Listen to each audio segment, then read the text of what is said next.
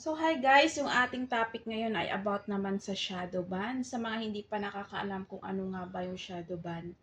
Yung shadow ban kasi walang notification sa Meta na ibinibigay sa atin.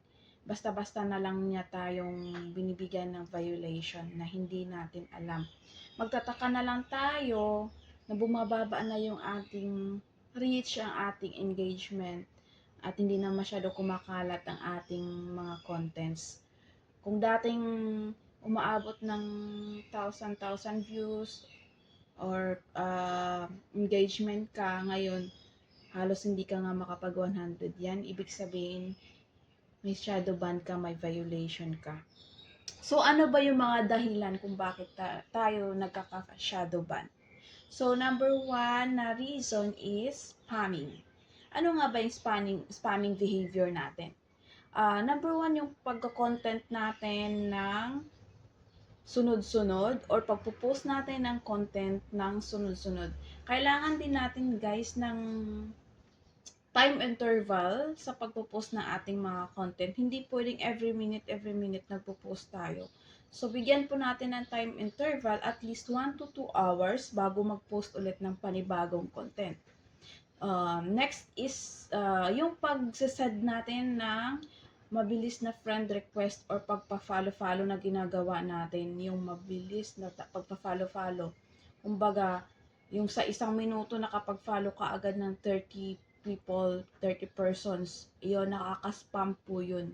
Magkaka-violation ka po doon. Hindi po natin pwedeng gawin yun.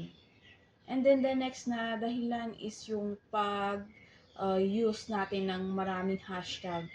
At mga hashtag natin ay hindi relevant doon sa content na pinopost natin. Kailangan yung mga hashtag natin ay dapat relevant kung ano yung pinopost natin. Ganon. And then mga appropriate natin na content, kumbaga yung mga pag-post natin ng mga nagmumura, yung mga promote natin ng terrorism, yung mga violence, yung mga child abuse, at yung mga harmful activities na yan. Yan yung dahilan din minsan na nasa-spam tayo at nagkakaroon tayo ng bad shadow banding. And then, yung pagnanakaw ng content, isa din yan sa nagiging dahilan. Dapat kasi inaano ni Meta na kailangan mag-post tayo ng original content. So, ang pag-thief or pagnanakaw ng content ng iba tapos ipopost mo, nagiging dahilan din yan ng pag-shadow ban. Yung pag-share din natin ng content na may mga inappropriate na links, like for example, yung mga links ng mga gambling, yun, na-spam din yun. Naging reason din yan na nagkakaroon tayo ng shadow ban. So, yun lang guys. So, kung may mga question pa kayo, pwede natin gawa ng content yan. Thank you.